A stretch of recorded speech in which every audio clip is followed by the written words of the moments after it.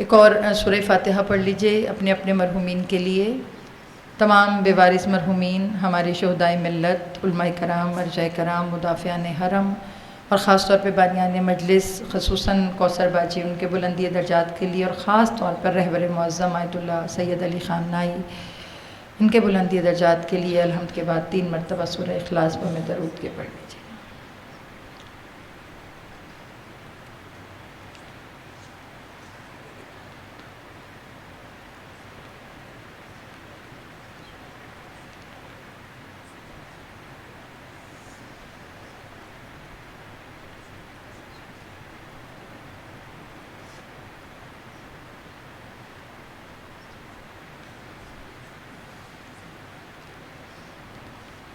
درود پر محمد والے محمد.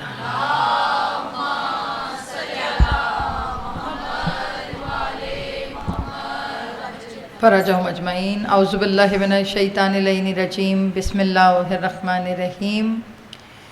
الحمدللہ رب العالمین والعاقبۃ للمتقین والنار للمخلدین. الصلاۃ والسلام علی اشرف الانبیاء والمرسلین. درود پڑھی محمد.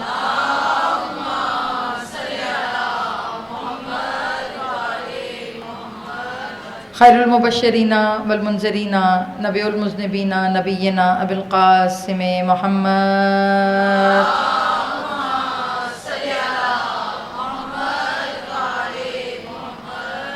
وأہل بیت طیبین الطاہرین المعصومین. اما بعد فقد قال اللہ تبارک و تعالی فی کتابہ المتین والفرقانہ الحمید وقولہ الحق بالحق. صلوات.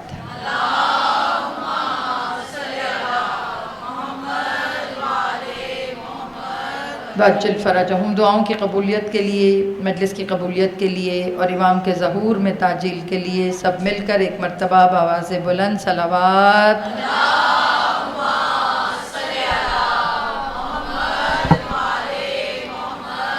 وعجل فرجہم اجمعین. مومنات گرامی، آغاز ہو رہا ہے مولا مشکل کشا کے ایام کا، اور ایام مولا کائنات اصل میں امت کی یتیمی کے ایام ہیں. مولا علی ہمیشہ اپنے آپ کو امت کا باپ کہتے تھے، ہے نا؟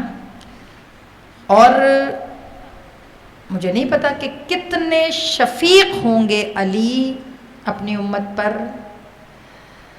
اور ایک رہبر، ایک امام، ایک ولی اپنی امت پہ کتنا شفیق ہوتا ہے، اس کا اندازہ مطلب ہمیں پہلے اس طرح نہیں تھا. مگر ابھی رہبر معظم کی شہادت ہوئی، کہاں مولائے کائنات، کہاں ان کا ایک ادنا سا غلام. آپ کے سامنے رہبر معظم یہ کہتے ہیں نا، ان کی اگر آپ تقریر سنیں تو ان کا جملہ ہے کہ میرا بدن ناقص ہے، میرا ہاتھ معذور ہے، میں ایک بوڑھا ہوں، کمزور بدن ناتوان ہوں، اور میری حیثیت کچھ نہیں ہے، مگر میں سامنے اس لیے کھڑا ہوں کیونکہ میرے پیچھے امام وقت کھڑے ہیں. وہ ایک رہنما تھے، ایک لیڈر تھے، ایک ولی مسلمین، ولی فقی تھے. میں سوچ رہی تھی کہ ان کے جانے سے امت اتنی مضطرب ہے، تو جب علی گئے ہوں گے تو امت کتنی مضطرب ہوگی. انہوں نے نا اپنی جانوں کے سودے کیے. اہل بیت اپنی جانوں کو بیچ کر خدا کی رضائیں خریدتے ہیں. سمجھ رہے ہیں؟ مولائے متقیان، میں اکثر سوچتی ہوں کہ علی جیسے برگزیدہ، علی جیسے با علم، علی جیسے با عمل لوگوں کو لوگ چھوڑ کیسے سکتے ہیں؟ کیسے لوگ چھوڑ سکتے ہیں؟ مطلب جنہوں نے رسول اللہ سے مولائے متقیان کا انٹروڈکشن سنا ہو، کبھی اس امت کے بارے میں سوچیں نا آپ، تو آپ سوچیں عام لوگ تو نہیں تھے وہ. انہوں نے رسول سے تعارف سنا مولا علی کا، ہر مقام پہ تقریباً 1300 سے زیادہ احادیث ہیں جس میں رسول اللہ نے مولائے متقیان کا تعارف کرایا ہے۔ کچھ حدیثیں تو بیٹا ایسی ہیں نا جس میں تمام اصحابہ کرام مطلب مرج ہو کے ایک متفقہ ایک ایسی حدیث جس میں سب آ جائیں، مگر بہت سی حدیثیں ایسی ہیں کہ جو صرف مولا علی کی شان میں اتری ہیں۔ جیسے رسول اللہ نے کہا یا علی آپ کو مجھ سے وہ نسبت ہے جو موسیٰ کو ہارون سے تھی، سمجھ آ رہی ہے؟ یا علی آپ وہ رسی ہیں جس کو پکڑ کر خدا تک پہنچا جاتا ہے۔ جب آپ زیارت جامعہ کبیرہ پڑھتے ہیں نا تو زیارت جامعہ کبیرہ کا ایک جملہ ہے نا کہ ہم وہ رسی ہیں کہ جو خدا تک پہنچا سکتی ہے، مولائے متقیان کا جملہ، نحن عروۃ الوثقی، ہم وہ راستہ ہیں جو خدا تک پہنچاتا ہے، نحن عماد الدین، ہم دین کا ستون ہیں جس پہ دین کی بنیادیں قائم ہیں۔ جب آپ زیارت جامعہ کبیرہ پڑھتے ہیں، آج کیونکہ ہماری ابتدائی گفتگو ہے، ہم تھوڑا سا حالات جو آج کل چل رہے ہیں اس کا موازنہ کریں گے مولا علی کے دور کے حالات سے، کہ مولائے کائنات کے دور میں کیا تھا اور آج کا وہ جو دور جس میں ہم زندگی گزار رہے ہیں یہ دور اس دور سے کیسے ملتا ہے، سمجھ رہے ہیں؟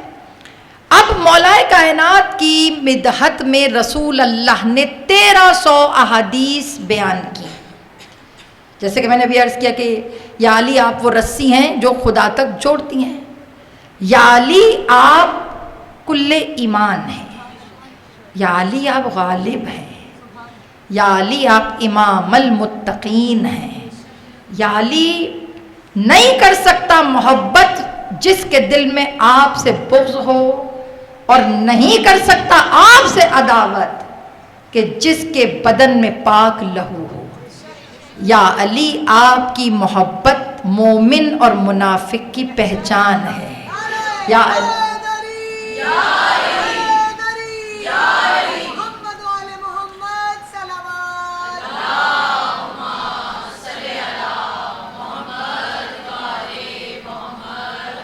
وَأَجِّلْ فَرَجَهُمْ، یا علی آپ کی محبت مومن اور منافق کی پہچان ہے۔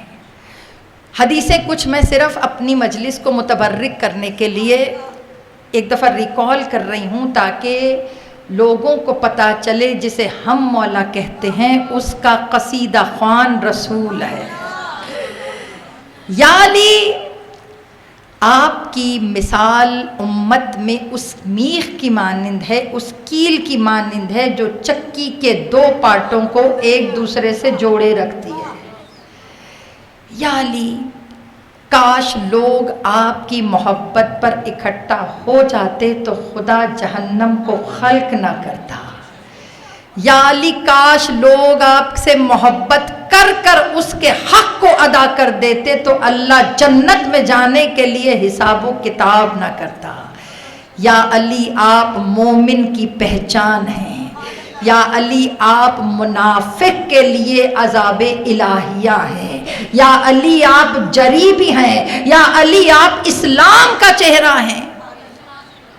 روز میں تھوڑی تھوڑی حدیثیں ایسے ہی پڑھوں گی تاکہ سمجھ میں آئے کیسا ہوگا وہ علی کہ جس کا قصیدہ وہ زبان پڑھے کہ جس پر وحی کے علاوہ کچھ اترتا نہیں ہے۔ وما ینطق عن الہویٰ، میرا نبی اپنے حواسوں سے کچھ نہیں بولتا سوائے اس کے کہ جب تک اس پہ وحی نہ اترے۔ پتہ چلا اتنی فضیلتیں رسول نے مولائے متقیان کی بیان کی ہے نا۔ اس پہ سونے پہ سہاگا 300 سے زیادہ آیتیں قرآن کی قصیدہ خوان ہو گئیں علی کی۔ ایک آیت ہوتی ہے نا جس میں سب آ جاتے ہیں، مگر کچھ آیتیں ہیں جو چلا کے کہتی ہیں ہم اترے ہی علی کی شان میں ہیں۔ کأنہم بنیان مرصوصا، وہ دشمنوں سے ایسے لڑتا ہے جیسے سیسا پلائی ہوئی دیوار۔ ہے نا. پھر اس کے بعد انما یرید اللہ کہ اے اہل بیت اطہار ہم نے آپ کو ہر رجس سے دور رکھا. اس کے بعد مولائے کائنات کے لیے حکم کیا دیا اللہ نے کہ وہ لوگ جو رسول اللہ کے ساتھی ہیں اشداؤہم الکفار کافروں پہ سخت ہوتے ہیں آپس میں نرم ہوتے ہیں. تو یہ آیتیں جس کی قصیدہ خوان ہو. تو اب آپ سے سوال کروں بیٹا جس کے لیے اتنی حدیثیں اتنی آیتیں ہوں تو ایسا کیا ماحول بنا ہوگا کہ لوگوں نے انہیں چھوڑ دیا؟ کبھی آپ نے سوچا؟ بیٹا سوچو حق اس دور میں بھی اکیلا تھا، حق آج بھی اکیلا ہے، لیکن آج کا اور پہلے کا مقابلہ اس لیے ابھی نہیں کر رہی کیونکہ وہاں تعارف رسول نے کرایا اور لوگوں نے چھوڑ دیا.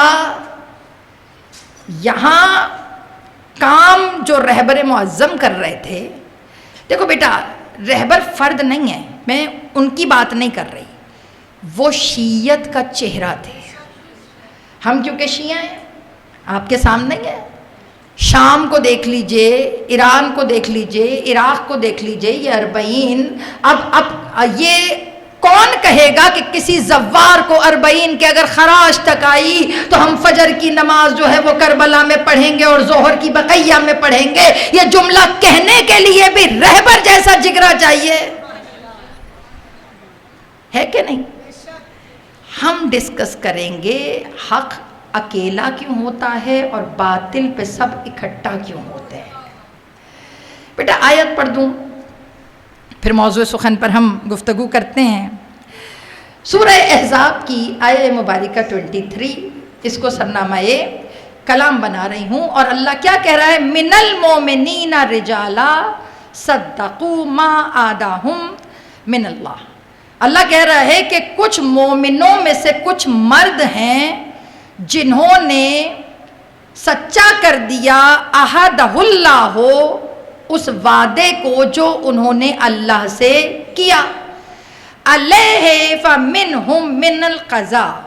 اللہ کہہ رہا ہے کہ جو انہوں نے وعدہ کیا انہوں نے پورا کیا، مگر ان میں سے کچھ ہیں جو پورا کر گئے اور کچھ ہیں جو اپنے وعدے کے پورا ہونے کے انتظار میں ہیں. اس کے بعد اللہ نے اگلا جملہ کیا کہا؟ یہ وہ لوگ ہیں کہ جنہوں نے اللہ سے جو کمٹمنٹ کی اس میں انہوں نے خدا سے کوئی تبدیلی نہیں کی. کیا آیت ہے کہ لوگوں میں سے کچھ لوگ، یہاں پہ مومنین میں سے کچھ رجل ہیں، یعنی کہ مومنین میں سے کچھ مرد ہیں جنہوں نے اللہ سے کیا ہوا وعدہ پورا کیا. پتہ چلا یہاں منافقین کی بات ہی نہیں ہو رہی، یہاں جن مردوں کی بات ہو رہی ہے وہ چنے بھی گئے ہیں. تو کن میں سے چنے گئے ہیں؟ مومنین میں سے. اس آیت کی شان نزول، تھوڑا سا ہم اس آیت کی شان نزول پہ بات کریں.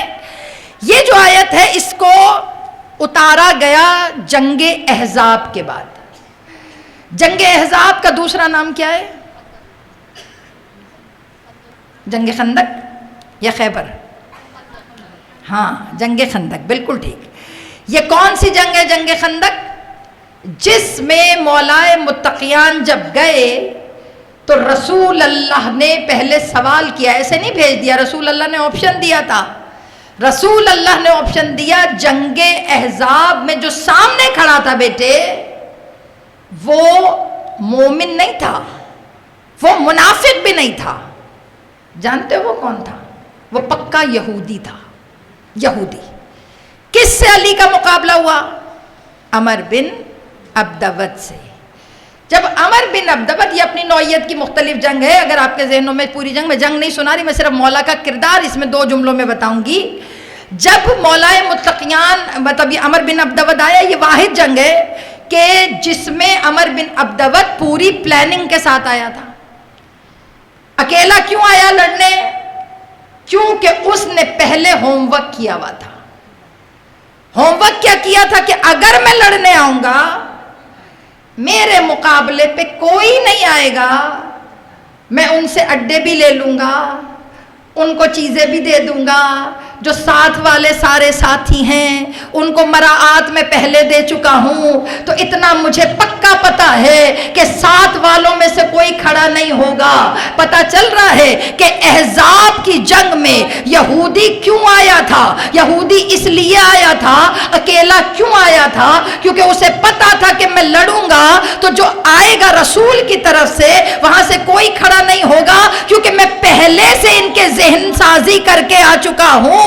تب رسول اللہ نے اعلان کیا، کوئی ہے جو اس کو جواب دے؟ رسول اللہ نے ایک اسپیسیفائی جملہ کہا تھا، ایک نجس جانور کا نام لیا تھا اور کہا تھا کوئی ہے جو اس کو جواب دے؟ یا رسول اللہ، جب آپ کو پتا تھا کہ مولا کائنات جا رہے ہیں اور جانا بھی انہوں نہیں ہے، تو یا رسول اللہ اناؤنسمنٹ کرنے کی ضرورت کیا تھی؟ اعلان کرنے کی کیا ضرورت ہے؟ سیدھا سیدھا کہتے علی جاؤ بھائی اس کا کام پاک کرو، ختم کرو اس کو۔ مگر رسول اللہ نے کہا نہیں، میں چہروں سے نقابیں اتارنا چاہتا ہوں۔ اگر رسول اللہ ڈائریکٹ کہتے علی تم جاؤ تو بعد میں سب کو ہوشیاریاں چڑھتی، سب کہتے یا رسول اللہ آپ ہمیں کہتے تو صحیح نا، رسول اللہ پھر آپ دیکھتے ہم جنگ کا نقشہ کیسے بدلیں گے۔ رسول اللہ نے اتمام حجت کرنے کے لیے کہ کل کو کوئی یہ نہ کہے کہ ہمیں موقع نہیں دیا رسول نے ایک تو موقع دیا، دوسرا سب کی اصلیت لوگوں کے سامنے رکھی کہ دیکھو جا کون رہا ہے۔ اب جب کہا کوئی ہے جو اس کو جواب دے، مولا کے علاوہ کسی نے ہاتھ ہی نہیں کھڑا کیا۔ جب ہاتھ کھڑا نہیں، یہ وہ ہاتھ ہے جو دعوت ذوالشیرہ سے کھڑا ہے۔ وہاں بھی کسی کا ہاتھ نہیں کھڑا ہوا، یہاں بھی کسی کا ہاتھ نہیں کھڑا ہوا۔ وہاں بھی بٹھایا گیا علی بیٹھ جاؤ تم تو بچے ہو، یہاں بھی لوگوں نے کہا کہ بیٹھیں، ابھی تو بہت لوگوں کو کھڑے، یہاں سارے جری موجود ہیں۔ مگر عمر بن عبدود کو پتا تھا، دیکھو بیٹا 1 منٹ کے لیے اسیوم کرو، واحد جنگ ہے جنگ احزاب جس پہ خدا نے پورا سورہ اتارا ہے، اور کوئی جنگ نہیں ہے۔ خیبر، خندق، اس پہ سورے نہیں اترے، مگر سورہ احزاب کی جس کی آیت پڑھ رہی ہوں یہ جنگ احزاب پہ اتری ہے۔ کیا وجہ ہے جنگ خندق میں کہ اللہ کو پورا سورہ اتارنا پڑ گیا؟ آپ لوگوں نے کبھی سوچا اس کے بارے میں؟ سورہ احزاب قرآن میں موجود ہے نا، تو کچھ تو اس جنگ میں ہوگا کہ اللہ نے پورا سورہ معین کیا اس ایک جنگ کے لیے۔ ایسا کیا تھا اس جنگ میں بیٹے؟ کیونکہ اس جنگ میں یہودی پوری تیاری سے آیا تھا۔ 1 منٹ کے لیے سوچو، ان کیس اگر مسلمان یہ جنگ جیتتے نہ، عمر بن عبدود نہ قتل ہوتا، اس کی جگہ شکست ہوتی، اللہ نہ کرے، اب تو ہو گیا نا مسلمانوں کو، تو اس کا نتیجہ کیا نکلتا؟ آپ کو پتہ ہے کیا نتیجہ نکلتا؟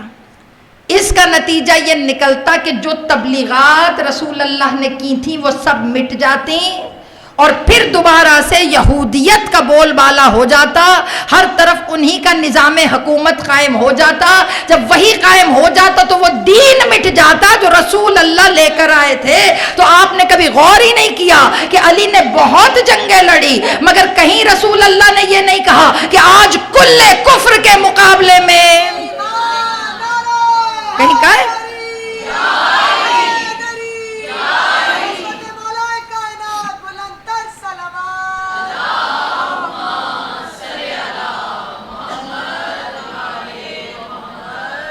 سمجھ رہی ہیں؟ اس دفعہ تھوڑا سا فضائل علی آج کے حالات سے ریلیٹ کر کے سنیے گا بیٹا، پتا تو چلے تمہارا علی ہے کون۔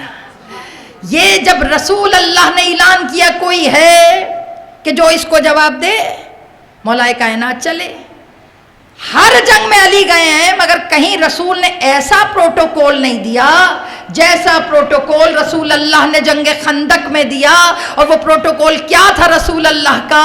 پہلے خیمے میں بلایا، پھر ماتھے کو چوما، پھر اپنی عبا کو اتارا، علی کو اپنی عبا پہنائی، پھر اپنی کملی کو اتارا، علی کو اپنی کملی پہنائی، اس کے بعد باہر لے کر آئے، باہر لا کر سارے مجمع کے سامنے اپنے امامے کو اتارا، علی کے سر پہ رکھ دیا۔ میں کہوں یا رسول اللہ، جب ابا اور چادر خیمے میں پہنائی تھی تو سر پر امامہ بھی خیمے میں رکھ دیتے. رسول اللہ کی آواز آئی, تمہیں پتہ نہیں ہے میرے بعد نہ قبا کا جھگڑا ہوگا نہ ردا کا جھگڑا ہوگا, جھگڑا تو دستار کا ہوگا. سب کے سامنے سر پہ رکھ کے میں نے بتا دیا کہ اگر کسی کے سر پہ رسول کی دستار سجتی ہے وہ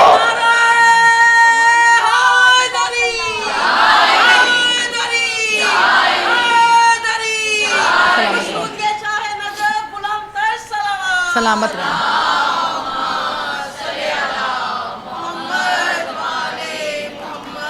واجل فراجہم, امامہ پہنا کر تیار کر کر رسول اللہ نے کہا جاؤ علی اس فلانے کو جواب دو. روایت میں علی جانے لگے. اب آپ سب کو پتہ ہے جب علی جانے لگے تو رسول اللہ نے ان سب سے سوال کیا جو نہیں گئے. پوچھا پتہ ہے کون جا رہا ہے؟ کہ یا رسول اللہ آپ کو نہیں پتہ. بہار الانوار میں واقعہ درج ہے, علامہ باقر مجلسی لکھتے ہیں یا رسول اللہ آپ کو نہیں پتہ. رسول اللہ نے کہا تم سے پوچھ رہا ہوں یہ کون جا رہا ہے؟ اگلے نے کہا علی. رسول نے کہا نہیں. کسی نے جواب دیا یا رسول اللہ فاتح خیبر ہیں؟ کہا نہیں. یا رسول اللہ آپ کے داماد ہیں؟ نہیں. یا رسول اللہ امام المتقین ہیں؟ نہیں. یا رسول اللہ ہجرت کے ساتھی ہیں؟ نہیں. اشداؤہم الکفار ہیں؟ نہیں. یا رسول اللہ آج کیا ہو گیا؟ ہر بندے سے پوچھ رہے ہیں یہ کون جا رہا ہے.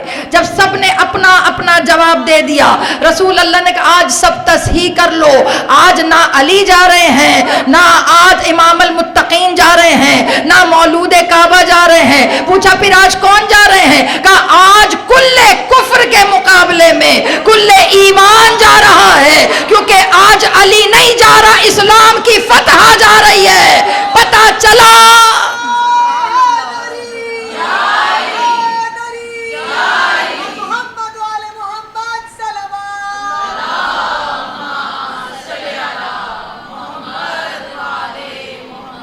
اسلام کی فتح جا رہی ہے. میں نے کہا یا رسول اللہ فرد بھی اسلام کا چہرہ ہو سکتا ہے.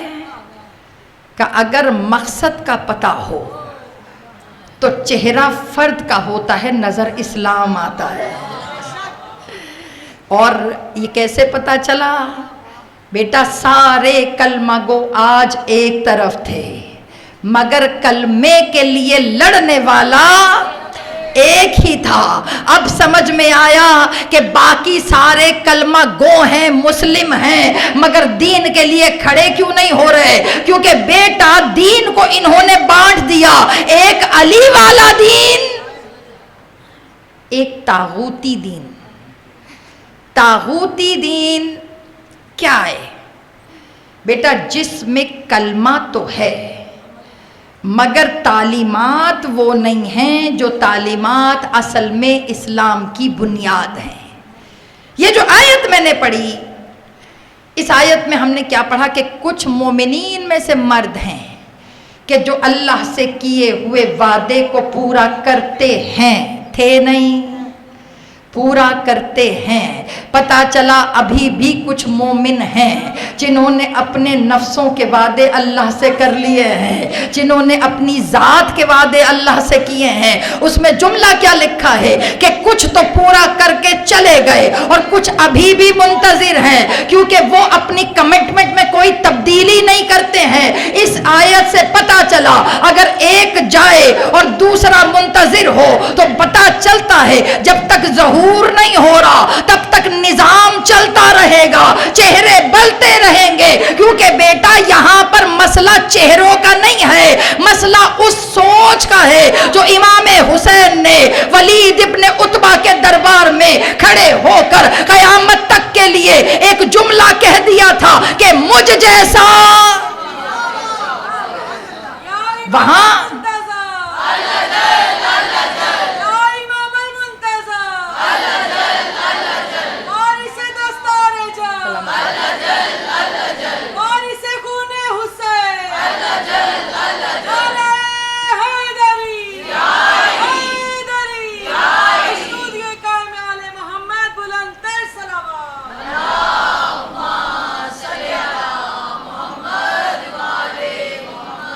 بیٹا یہ جملہ نہیں تھا مجھ جیسا تو جیسے کی بیعت نہیں کر سکتا. امام حسین نے یہاں خود کو فرد ظاہر نہیں کیا، یہاں خود کو ایک تھاٹ ظاہر کیا، نظریہ. امام حسین افراد یا فرد نہیں رہے، اب امام حسین ایک نظریہ بن گئے ہیں. مولا نے 1400 سال پہلے بتا دیا کہ مجھ جیسا تجھ جیسے کی بیعت نہیں کرے گا.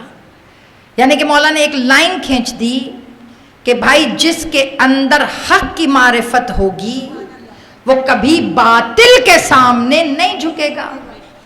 پچھلے دنوں بہت یہ پروپیگنڈا ہو رہا تھا کہ امام حسین نے تو یہ جملہ کہا ہی نہیں، مجھ جیسا. امام حسین کیوں کہیں گے؟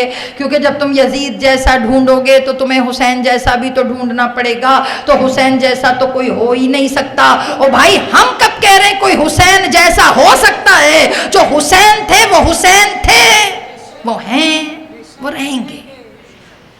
زیارت عاشورہ پڑھتی ہیں آپ؟ تھک تو نہیں رہے باتوں سے؟ زیارت عاشورہ جب آپ پڑھتی ہیں بیٹا تو اس میں آپ ایک جملہ کہتی ہیں.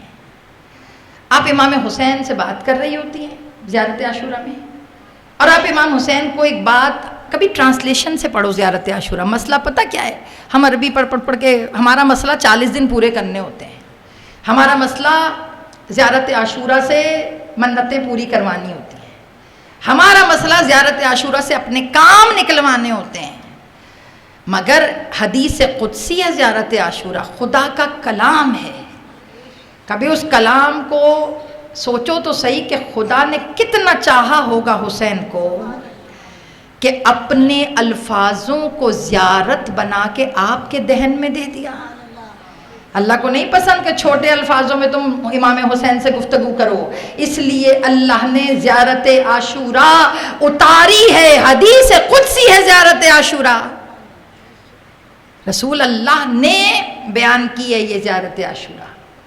اس میں آپ ایک جملہ کہتی ہیں، ماشاءاللہ پڑھا لکھا مجمع میرا بیٹھا ہے، اس میں آپ جملہ کہتی ہیں انی سلم لمن سالمکم وحرب لمن حاربکم. یہ کیا کہہ رہی ہوتی ہیں آپ امام حسین سے؟ اے میرے مولا حسین، میری ہر اس فرد سے صلح ہے جس سے آپ سے صلح ہے، اور میری ہر اس فرد سے جنگ ہے جس سے آپ کی جنگ ہے. کیا مطلب؟ امام حسین کی جنگ تو یزید سے تھی، یزید تو وہ 65 ہجری میں مرا گیا. اب یزید بھی مر گیا، شمر بھی مر گیا، ظاہری طور پر امام حسین بھی شہید ہو گئے. تو بیٹا اب کون سی دوستیاں اور کون سی جنگیں جو آپ امام حسین سے کہہ رہی ہیں کہ مولا میری جنگ ہر اس فرد سے ہے جس کی آپ سے جنگ ہے، مولا میری ہر ایک بندے سے صلح ہے جس کی آپ سے صلح ہے. مولا کی صلح تو جناب حر سے تھی، مولا کی صلح تو جناب جون سے تھی، زہیر ابن قین سے تھی، وہ سب کربلا میں شہید ہو گئے. تو اب آپ کی کون سی صلح چل رہی ہے؟ تو پتہ چلا یہ وہی جملے کا اقرار کر رہی ہیں جو حسین نے ولید ابن عتبہ کے دربار میں کہا تھا مجھ جیسا. پتا چلا امام حسین نے افراد کی کیٹیگری بنا دی کہ جس میں حسینی خصوصیت ہو، جس میں حسین جیسے اپنے اندر خصائص ہو تو وہ حسینی نظریے کا مالک ہے، اور جس میں یزید جیسی فطرت ہو، زمانہ کوئی بھی ہو، اس سے جنگ یزید سے جنگ ہے، اس سے جنگ یزید سے جنگ ہے. اور جس سے مولا نے محبت کی، جس میں ان جیسی خصوصیات ہوں، تو اس سے محبت مولا سے محبت ہے. یہ اقرار کر رہے. اچھا آپ کو ایک بات بتاؤں، بہت کسی عالم دین کا یہ واقعہ ہے، نام میرے ذہن میں نہیں ہے ابھی، میں سناتی ہوں. کہتے ہیں ایک دن ایک عالم دین وضو کر رہے تھے تو انہوں نے دیکھا ان کے سامنے ایک شخص وضو کر رہا ہے. جب وہ وضو کر رہا تھا تو اس نے امامہ اپنا اتارا، وہ جو ٹوپی ٹائپ ہوتی ہے، تو اس کے سر پہ نا زخم تھا. اور جب اس کے سر پہ زخم تھا، انی سلم لمن سالمکم وحرب لمن حاربکم، یہ سننا ہے آپ نے، اس کے آگے میں یہ جملہ سمجھا رہی ہوں. کہتے اس کے سر پہ زخم تھا تو عالم دین نے ان سے پوچھا تمہارے سر پہ یہ زخم ہے، یہ ٹھیک کیوں نہیں ہو رہا؟ اس نے کہا یہ زخم ٹھیک نہیں ہوگا، میں نے بڑا علاج کروایا ہے، یہ زخم اتنا ہی رہتا ہے، ہمیشہ رہے گا۔ انہوں نے کہا تم اس کا کسی اچھے طبیب سے علاج کرواؤ تاکہ زخم ٹھیک ہو، اچھا خاصا گہرا ہے۔ تو وہ جو شخص تھا اس نے کہا اصل میں مجھے نا یہ زخم جنگ صفین میں لگا ہے۔ اب یہ آج کے دور کے عالم کی بات کر رہی ہوں، مولا علی، یہ ختم ہو گئے 11 اماموں کی شہادت کے بعد کا یہ واقعہ ہے۔ تو وہ شخص کہنے لگا کہ مجھے یہ جو زخم ہے یہ جنگ صفین میں لگا ہے۔ تو عالم دین بڑے پریشان ہوئے، کہنے لگے تم کہاں سے صفین میں آ گئے؟ صفین وہ مولا علی کے دور کی جنگ ہے، تمہیں پتہ ہے صفین کب ہوئی تھی؟ تم کون سی جنگ کو صفین کہہ رہے ہو؟ کہتا جب مجھے پتا چلا کہ مولا کی جنگ منافقین سے ہوئی تو کہا میں روز 2 رکعت نماز پڑھ کے مولا متقیان سے کہتا تھا یا علی کاش میں اس وقت صفین میں آپ کے ساتھ ہوتا، تو یا علی آپ دیکھتے کہ میں آپ کے دشمنوں سے کس طرح جنگ لڑتا۔ یا علی مجھے شوق ہے کہ کاش میں صفین میں شہید ہو جاتا، کہ مجھے صرف اس جنگ صفین میں لڑنے کا بڑا شوق تھا۔ کہتا میں روز 2 رکعت نماز پڑھتا، روز 2 رکعت نماز پڑھتا۔ کہتا ایک دن میں نے خواب میں دیکھا کہ میں صفین میں ہوں اور جنگ ہو رہی ہے، اور جب جنگ ہوئی تو میرے سر پر کسی نے وار کیا، کافر نے۔ کہتے اس کے بعد میں اٹھا اور میں نے بڑے اس سے لڑائی کی، اور لڑنے کے بعد اس کافر کو واصل جہنم کیا، لیکن میرے سر پہ چوٹ لگ گئی۔ کہ جب چوٹ لگی تو میں مولا علی کے پاس کہا، میں نے مولا کو دیکھا، وہاں مولا تھے، تو کہا مولا میرا زخم، کہا یہ زخم صحیح نہیں ہوگا کیونکہ یہ ہماری طرف سے تمہارے سر پہ مہر ہے کہ تمہیں تڑپ تھی، ہم نے تمہیں صفین میں قبول کیا۔ وہ کہتا ہے کہ میں اٹھا، اور جب میں اٹھا تو میرے سر میں ہلکا سا درد تھا، کہ جب میں اٹھا تو میرے سر پہ ایک کٹ کا نشان تھا۔ پتا چلا کہ وہ کٹ کا نشان، کہا میرے مولا نے کہا جب کوئی تم سے پوچھے کہ یہ زخم کہاں لگا تم کو جنگ صفین میں لگا۔ تو عالم دین نے کہا مجھے سمجھ میں آ گیا کہ اگر آپ وقت کے امام کے ساتھ صحیح طریقے سے متعلق ہو جائیں تو امام جب گزشتہ جنگوں میں آپ کو قبول کر لیتے ہیں تو جو ظہور کے لیے ہونے والی جنگ ہے اس کے لیے تو امام منتظر ہے کہ تم میں سے کون ہے جب تم جملہ کہتے ہو کہ مولا میرے آج کے دور کے حسین سے محبت، مولا آج کے دور کے یزید سے نفرت، انی سلم لمن سالمکم، مولا چاہے کسی شکل میں بھی یزیدیت آ جائے مولا میری جنگ اس سے ہے۔ سمجھ رہے ہیں؟ ابھی جو آج کا دور ہے اس میں ہمارا وظیفہ کیا ہے، اس میں ہم نے کرنا کیا ہے؟ تھک کے تو نہیں سن رہے بیٹا؟ یہ آخر الزمانہ ہے۔ اللہ سے دعا کیجئے پروردگارا انشاءاللہ 40 کھلا رہے، یہ دعا ضرور کرو پروردگار 40 کو امام وقت کے حفظ و امان میں رکھنا اور امام وقت کو اپنے حفظ و امان میں رکھنا۔ پروردگار یہ 40 لوگوں کو بڑا چبھتا ہے، یہ نجف سے کربلا کا راستہ نہیں ہے۔ جب کروڑوں مومنین ہاتھوں کو اٹھا کر حسین کو کہتے ہیں نا لبیک، تو عزاداروں یہ ہاتھ نہیں ہوتا، یہ آج کے یزید کے رخسار پر تماچا ہوتا ہے۔ جب ہر مومن کہتا ہے لبیک یا حسین، اصل میں یہ اعلان ہوتا ہے انی سلم لمن سالمکم وحرب لمن حاربکم۔ یہ جو آج کا دور ہے نا، اس میں سب سے امپورٹنٹ کام ہے خود کو امام سے جوڑے رکھنا۔ بیٹا اب تو چیزیں کلیئر ہیں آپ کے سامنے، ٹھیکیدار بننے کا شوق سب کو ہے اسلام کا، ہے نا؟ ہم بنیں گے مسلم امہ کے لیڈر، ہم بنیں گے مسلم امہ کے لیڈر، معافی چاہتی ہوں، مگر مسلم امہ کے لیڈر بننے کا سب کو شوق ہے، مگر مسلم امہ کی حفاظت کرنے کا شوق کسی کو نہیں ہے۔ مسلمان تو آپ کو بہت نظر آئے مگر جیدار فقط ایک ہی نظر آئے۔ یہ جو ایک جیدار تھا یہ وہی جیدار ہے، اسی طرح جیسے رسول اللہ کے بعد دین پہ حرف آیا اور دین کو بچانے کے لیے ایک علی ہی کھڑے تھے وہاں پر۔ بیٹا مولا متقیان کی کسی سے کوئی ذاتی دشمنی تو تھی نہیں، کیا مطلب ہے آپ کا؟ عبد الرحمن ابن ملجم نے مولائے متقیان کو کوئی ذاتی وجہ سے مارا؟ میں مسلسل یہی بات کر رہی ہوں کہ مولا کا کردار، مولا کا لہجہ، مولا کا سلوک دشمنوں سے بھی ایسا ہوتا تھا کہ دشمن ان کی تعریف کرتے تھے۔ مولا کو ذاتی وجہ، نہ کسی کا پیسہ دینا، نہ کسی کا قرضہ، اصل مزہ مولا کی شہادت کی وجہ کیا تھی؟ کیونکہ مولا کسوٹی تھے کہ جس پہ پرکھ کر صحیح اور غلط احادیث کو، صحیح اور غلط دین کو دنیا کے سامنے ڈفرنس رکھا جاتا تھا کہ یہ علی ہے، علی سے پوچھ لو۔ انہوں نے کہا علی کو مٹا دو، نہ علی رہیں گے نہ فرق رہے گا۔ دیکھو بیٹا، مولائے متقیان، ابھی جو میں صفین کی بات کر رہی ہوں، ابھی آپ نائے ہرمز نام سنا ہے؟ کس کے قبضے میں ہے؟ ابھی یہ جو آپ نائے ہرمز کی جغرافیکل ویلیو کیا ہے؟ اس کی جغرافیکل ویلیو اب آپ کو سمجھ آ رہی ہے کیا ہے؟ کہ بیٹا وہ جو ایک بے ہے چھوٹا سا، یہ راستہ یورپ کو ایشیا سے جوڑتا ہے۔ یورپ بذات خود امیر ممالک ہیں وہاں پر، مگر ان کے پاس معدنیات نہیں ہیں۔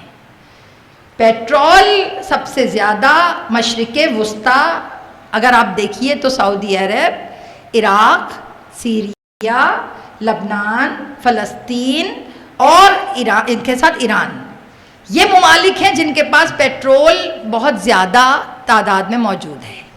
آپ نے کبھی غور ہی نہیں کیا، جس زمین پہ خدا نے انبیاء کو اتارا اس زمین کو خزانوں سے مالا مال کر دیا۔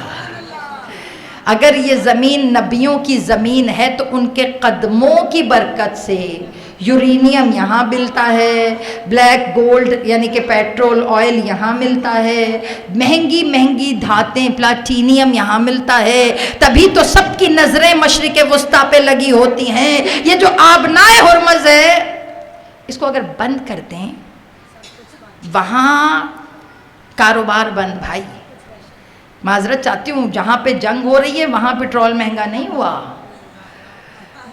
ہم ماشاءاللہ سے بغیر جنگ کے سب سے پہلے ہر چیز مہنگی کرنے کے لیے تیار بیٹھے ہیں۔ ایران سے تو ویڈیوز آ رہی ہیں، بھائی یہاں تو اسٹورز بھی بھرے ہوئے ہیں کھانے سے، یہاں تو پیٹرول بھی مل رہا ہے ماشاءاللہ۔ ابھی یہاں ہارن بجتا ہے اور سب سے پہلے پیٹرول مہنگا ہو جاتا ہے۔ خیر بہرحال کیا کہہ سکتے ہیں، اس پہ تو کچھ گفتگو بھی نہیں کر سکتے ہم ہیں بھائی نا، کہ پھر ممبروں سے سیاسی گفتگو ہوتی ہے، ہم نہیں کر رہے بھائی، معاف، کان پکڑے میں نے یہیں سے۔ لیکن بہرحال سمجھ میں تو سب کو آ جاتا ہے بیٹا۔ لیکن میں ایک بات کر رہی ہوں جو 2 منٹ کی بات ہے، آپ نائے ہرمز بند ہو گیا نا، ایزیسٹ پہ پتہ کیا ہے؟ سب سے بڑی بات یہ جو خریدے ہوئے ممالک ہیں نا، عرب کنٹریز کے اندر سب سے بڑا پرابلم یہ ہے کہ وہاں ڈرنکنگ واٹر نہیں ہے، پینے کا پانی نہیں ہے۔ وہاں پانی کیونکہ دریا نہیں ہے، کینالز نہیں ہے، وہاں پہ سمندر ہیں۔ سمندروں کے پانی کو جب تک فلٹرائز نہ کیا جائے وہ پینے کے قابل نہیں ہوتا۔ ان کے پاس اربوں کے فلٹریشن پلانٹ ہیں جس سے وہ پانی کو فلٹرائز کر کے گھروں میں استعمال کرتے ہیں۔ کبھی آپ دبئی شبئی آپ سب ماشاءاللہ جانتے ہیں اس چیز کو، ہمیشہ وہاں پہ مذاق میں لوگ کہتے ہیں کہ یہاں پہ پیٹرول سستا ہے، پانی مہنگا ہے۔ کیوں مہنگا ہے؟ کیونکہ اس کی پروسیسنگ میں جو کاسٹ آتی ہے اس کاسٹ کی وجہ سے پانی مہنگا ہو جاتا ہے۔ پانی کو اگر بند کر دیا جائے تو بیٹا آسان طریقہ ہے کسی کو سلنڈر کروانے کا۔ ایران کے جو ابھی کے جرنیل ہیں انہوں نے کہا کہ اگر ہم چاہیں تو فلٹریشن پلانٹ تباہ کر کر تمام اس ایریا کو گھٹنے ٹیکنے پہ مجبور کر دیں، مگر انہوں نے اگلا جملہ کیا کہا؟ انہوں نے کہا مگر ہم یہ نہیں کر سکتے کیونکہ ہم علی کے چاہنے والے ہیں، اور علی کے چاہنے والوں کا کمال یہ ہے کہ وہ جنگ میں اخلاقیات سے نہیں گرا کرتے ہیں۔ جنگ صفین، نجف میں ایک زیارت ہے قنطارِ امام علی، ایک کنواں ہے، وہ کنواں مولا نے معجزے سے اپنے اصحاب کے لیے نکالا. اگر کبھی جائیے تو اللہ آپ کو لے کر جائے. قنطار امام علی نجف سے کربلا کے درمیان میں وہ ایک کنواں سا ہے, اور یہ کنواں کب نکالا گیا؟ جنگ صفین کے جب لڑنے جا رہے تھے جنگ صفین, تو جنگ صفین پہ جب مولا کے اصحاب جا رہے تھے تو بہت پیاس کی شدت ان کو غلبہ تھا, تو جب وہ دریا پہ گئے تو دریا پر جنگ صفین میں جو مولا کی جنگ تھی وہ معاویہ سے تھی, تو ان کے صحابہ نے, جو ان کے لشکر تھا, انہوں نے دریا پہ قبضہ کیا ہوا تھا. تو جب وہ مولا علی کے صحابی گئے پانی پینے کے لیے تو انہوں نے پانی نہیں لینے دیا. انہوں نے کہا ہمارے قبضہ ہے دریا پہ, ہم پانی نہیں دیں گے. انہوں نے پانی نہیں دیا. وہ واپس آئے, آ کے مولا سے کہا مولا پیاسے ہیں, مولا پانی نہیں پئیں گے تو جنگ کیسے لڑیں گے؟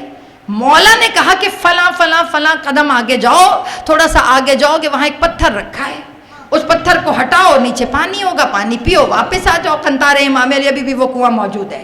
جب وہ اتنے قدم گن کے وہاں گئے تو دیکھا پتھر رکھا ہے. اب پتھر اٹھانے کی کوشش کی, پتھر بہت وزنی تھا. ایک تو پیاس کے غلبے سے وہ سارے کے سارے نڈھالتے, پلٹ کے آئے, مولا پتھر نہیں ہل رہا. تو مولا نے ایک جملہ کہا, اس پتھر پہ ہاتھ رکھ کے کہو کہ تمہیں وصی رسول نے سلام بھیجا ہے. جب یہ جملہ کہا تمہیں وصی رسول نے سلام بھیجا ہے, ادھر پتھر پہ ہاتھ رکھا, ادھر پتھر وزن میں ہلکا ہو گیا. سب نے وہ پتھر اٹھایا, نیچے سے تیار کنواں نکلا. صحرا میں پانی مل جائے تو بیٹا بڑی غنیمت ہے. انہوں نے وہ پانی پیا, پتھر رکھا, پانی بند. اس کے بعد وہ آگے چلے گئے. جنگ ہوئی یا نہیں ہوئی جنگ صفین آپ بہتر جانتے ہیں, مگر جب واپس پلٹے تو مولا علی کے اصحاب نے دریا پہ قبضہ کر لیا. اب جب دریا پہ قبضہ ہوا تو جو ان کے معاویہ کے اصحاب تھے انہوں نے کہا کہ ہم اب پانی کیسے پیئیں, کیونکہ وہاں تو علی کے جو ہیں وہ اصحاب, ان کا سپاہیوں کا قبضہ ہے. تو آپ جانتے معاویہ نے کیا کہا؟ انہوں نے کہا کہ جاؤ تم جا کے دریا سے پانی پیو. جتنا میں علی کو جانتا ہوں نا, وہ دشمنوں پہ پانی بند نہیں کرے گا, کیونکہ علی سب کچھ کر سکتے ہیں مگر اخلاقیات سے نہیں گر سکتے. تو وہی تربیت جو علی نے کی ہے, آج وہی تربیت ہمارے کام آ رہی ہے. مولا متقیان نے تربیت کی لوگوں کی. انہوں نے صرف امام بن کر لیڈری نہیں کی, انہوں نے عام فرد کو سلمان بنا دیا, انہوں نے عام فرد کو میسم بنا دیا, انہوں نے اباذر بنا دیا عام بندے کو. زہر خود کو ملا مگر پانی ابن ملجم کو پلا رہے ہیں. ہاتھ پکڑ کر باندھ کر جب ابن ملجم کو مولا کی بارگاہ میں پیش کیا گیا تو مولا نے دیکھا اس کے ہونٹ خشک ہیں. تب مولا کائنات نے کیا کہا, حسن اس کے ہاتھ کھول دو. ہاتھ کھولو. گھبرایا ہوا ہے, کہ بابا قاتل ہے آپ کا. کبھی قاتل تو نہ کہو, ابھی تو میں زندہ ہوں. قاتل تو تب ہوگا جب میں اس کی ضربت سے مر جاؤں گا. کھولو ہاتھ. ہاتھ کھلوا دیے. جو شربت مولا کے لیے بنا کے لایا گیا تھا, مولا نے عجیب جملہ کہا. مولا نے کہا میں تو روزے سے ہوں, اس کو پلا دو, اس کے ہونٹ خشک ہیں. میں ہاتھوں کو جوڑ کر کہوں, یا علی, آپ سے اپنے قاتل کے خشک ہونٹ نہیں دیکھے گئے. یا علی آپ کی 4 سال کی پوتی, یا علی آپ کا حسین 3 دن کا پیاسا کربلا کی زمین پہ ایڑیاں رگڑ رہا ہو. مولا یہاں تو آپ نے کہہ دیا کہ اس کو پانی پلا دو. مولا کل وہاں حسین کو کون پانی پلانے والا ہوگا؟ عزادارہ نے امام شب ضربت امام کائنات, آج ہم سب کی یتیمی کی شب, آج کے اعمال نہ چھوڑنا. اے میری بیٹیوں, تمہیں پتہ ہے یتیمی کیا ہوتی ہے؟ خدا تمہارے سروں پہ تمہارے ناز اٹھانے والے سلامت رکھے. بڑا پیار کرنے والا بابا تھا علی, بڑا پیار کرنے والا. یہ جو بیٹیاں بیٹھی ہو نا, یہ جو آپ کی آوازیں بلند ہوئی ہیں نا, سمجھ میں آ گیا. ہر ایک کے دماغ میں اپنے ناز و انداز آ رہے ہیں. ہر ایک کو یاد آ گیا کہ کاش میرا بابا ہوتا, کاش میرا بابا ہوتا. بڑا پیار کرنے والے بابا تھے علی. آج کا روزہ उम्मे कलसूम के घर इफ्तार किया मौला ने। जब इफ्तारी पे बैठिएगा ना आज बेटा, खुलने वाला है ना रोज़ा, घंटे के बाद दस्तरखान लग जाएगा तुम्हारे घर में। आज के बाद से दस्तरखान सादा कर देना, क्योंकि तुम्हारी ज़ैनब बड़ा रोई है एक जुमला कह के, ऐ मेरे रोज़ेदार बाबा, ऐ मेरे ज़ख्मी बाबा, ऐ मेरे प्यासे बाबा, बाबा एक घूंट पानी पी लीजिए। अज़ादारों आज आखिरी इफ्तार तुम्हारे मौला का। आज के बाद ज़ैनब को बाबा का चेहरा खून में तर नजर आएगा। अज़ादारों, बड़ा नाज उठाने वाले बाप थे अली। एक जुमला पढ़ दूं, जब कूफे के गवर्नर बने ना, कूफे को दारुल हुकूमत बनाया मौला ने, दारुल हुकूमत बनाया, अज़वाज को लेके कूफा आ गए मगर बेटियों को नहीं लाए। किसी ने कहा जनाब ज़ैनब और जनाब कलसूम मदीने में हैं, आप कूफा आ गए। कहा मेरी बेटियां ना ज़रा नाजुक मिजाज हैं, उन्हें लंबे सफ़र की आदत नहीं है, पहले ज़रा कूफा को उनके मुताबिक सजा लूँ, उनके मुताबिक, उनके आराम के मुताबिक उनका घर सजा लूँ, फिर बुलाऊंगा अपनी ज़ैनब को। अज़ादारों, 1.5 महीने के बाद बीबी को बुलाने के लिए भेजा। किसको भेजा? जनाब मोहम्मद हनफिया को। भाई है ना, मोहम्मद हनफिया से कहा जाओ बहन को लेकर आओ। मोहम्मद हनफिया कहते मैं अभी निकला ही था, मैंने देखा पीछे से कोई घोड़े पे चला आ रहा है। कहा मैंने मुड़ के देखा तो मेरा बाबा अली घोड़े पे खड़े हैं। मैंने कहा बाबा अभी खुद ही तो भेजा था आपने, कोई बात भूल गए? कहा हाँ मोहम्मद हनफिया, मैं कहना भूल गया, ऊंट को चाबुक ना मारना, मेरी ज़ैनब को तेज ऊंट से डर लगता है। मोहम्मद हनफिया आहिस्ता चलाना, मेरी ज़ैनब घबरा जाती है, उसे ना सफ़र की आदत नहीं है, मेरी ज़ैनब ना घबरा जाती है। अज़ादारों, मोहम्मद हनफिया कहने लगे जी बाबा ऐसे ही करूँगा। फिर उसके बाद मौला ने जुमला क्या कहा? मोहम्मद हनफिया महमिल पे पर्दे भारी डाल देना। कहा क्यों मौला? कहा इसलिए हवा से कहीं पर्दा ना उड़ जाए, ज़ैनब पर्दे के मामले में बड़ी मोहतात है। अज़ादारों, मोहम्मद हनफिया ने कहा जी बाबा अब जुमला दे रही हूँ। कहा जब कूफा आ जाए ना तो अंदर ना लाना, पहले कासिद भेजना, मैं अली अपनी बेटी को लेकर जाऊंगा। अज़ादारों अब सुनो, जैसे ही बीबी कूफे की दहलीज पे आई, अली घोड़े पर आए, बीबी की महमिल के लगाम को पकड़कर मुहार अली जब आगे चले, जनाब ज़ैनब पर्दा उठाया। ये बेटियों के लिए मसाइब पढ़ रही हूँ मैं, तुम लोग रोते जाना, अपने अपने बाप की जिंदगियां मांगते जाना, और हम जैसे बदनसीब जिनके दुनिया से चले गए, परवरदिगारा यतीमों के सहारे सलामत रखना। अज़ादारों, जैसे ही कूफा आया, मौला ने महार पकड़ ली ऊंट की। बीबी ने रो के कहा बाबा ये तो गुलामों के काम है, बाबा आप क्यों महार पकड़ कर लेके जा रहे हैं? सुनेंगे जुमला। मौला अली ने कहा ज़ैनब आज मेरी नज़र से कूफा देख लो बेटा, आज मेरी नज़र से कूफा देखो।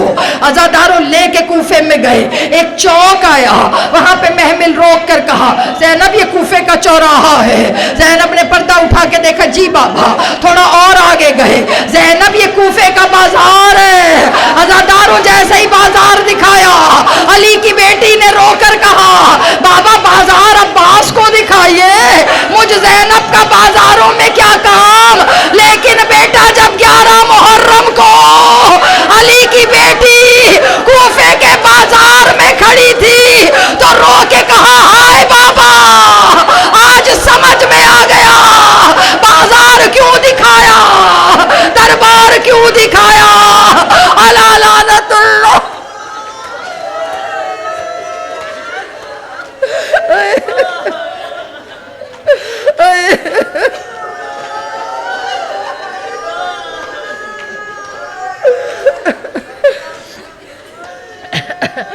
अजरकुमुल्लाह। खुदा आप सबका पुरसा अपनी बारगाह में कबूल व मंजूर फरमाए। बेटा आज शबे ज़रबत है हमारे बाबा की, रोते रोते कहो बाबा अली आज यतीम बेटियां आई बेटी है। बाबा अली अगर आपका सहारा ना होता मौला हम क्या کرتے، مولا کل اولادوں کے سر پہ والدین کے سائے سلامت رکھنا، پروردگارہ بانیان مجلس کا یہ فرش عزا قبول و منظور فرما، بار الہ کوثر باجی کے درجات بلند فرما، میرے مالک انیس باجی کو صحت کاملہ عطا فرما، جتنے مومنین حاضر ہیں جو بیمار ہیں انہیں شفاء کاملہ عطا فرما، مولا ہمارے بزرگوں کا سایہ ہمارے سروں پہ سلامت فرما، دشمنان اسلام کو نیست و نابود فرما، بار الہ علماء حقہ خصوصاً آیت اللہ سیستانی ان کا سایہ ہمارے سروں پہ سلامت فرما، اسرائیل کو نیست و نابود فرما، بار الہ حق کو فتح مبین عطا فرما، مولا جتنے حاضر و غیر حاضر سب کی نام بنام حاجت روائی فرما، جو مومنین پریشان ہیں ان کی پریشانیاں دور فرما، ہمارے مرحومین کو لشکر امام میں شامل فرما، اور مولا ہماری تمام دعاؤں سے بڑھ کر دعا یوسف زہرا کے ظہور میں تعجیل فرما اور ہمیں ان کے ناصران میں شمار فرما، ربنا تقبل منا انک انت السمیع العلیم، ماتم حسین۔